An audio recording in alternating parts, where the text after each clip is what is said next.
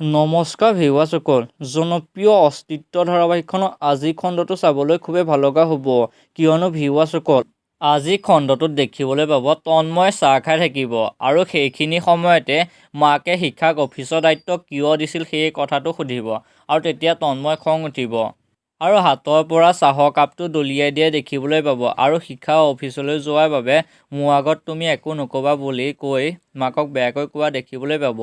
ইফালে আকৌ জৰণা আৰু মাকে পাহাৰীৰ কথা আলোচনা কৰি থাকিব আৰু পাহাৰী যে কিবা এটা হৈছে সেই কথাটো মাকে জৰণাক ক'ব।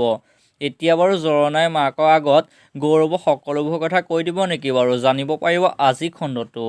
আনফালে পাহাৰীয়ে আজি জৰণাক ফোন কৰিব আৰু গৌৰৱে যে আগতকৈ অলপ খোজ কাঢ়িব পাৰিছে সেই কথাটো ক'ব।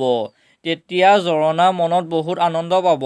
এতিয়া বাৰু জৰণাই গৌৰৱক খবৰ ল'ব নেকি বাৰু, জানিব পাৰিব আজি খণ্ডটো। ইফালে আকৌ শিক্ষা দাদায়েকৰ ওচৰলৈ যাব আৰু দাদায়েকক লগ ধৰি তন্ময় দেউতাকে যে অফিচলৈ যোৱাৰ বাবে ভাল পোৱা নাই আৰু শিক্ষাৰ যোগ্যতাৰ কথা যে কৈছে সেই কথাটো ক'ব আৰু যোগ্যতা প্ৰমাণ কৰিবলৈ যে দেউতাকে এমাহ সময় দিছে সেই কথাটো ক'ব আৰু যোগ্যতা প্ৰমাণ কৰিবলৈ যে দেউতাকৰ পৰা এমাহ সময় লৈছে সেই কথাটো ক'ব। এতিয়া বাৰু দাদায়েকে কিবা উপায় দিব নেকি বাৰু, জানিব পাৰিব আজি খণ্ডটো। ভিউৱাৰসকল, আজি ভিডিঅ'টো ইমানেই আছিল। যদি ভিডিঅ'টো ভাল লাগিলে লাইক, কমেণ্ট আৰু চেনেলটো ছাবস্ক্ৰাইব কৰি ল'ব। ধন্যবাদ।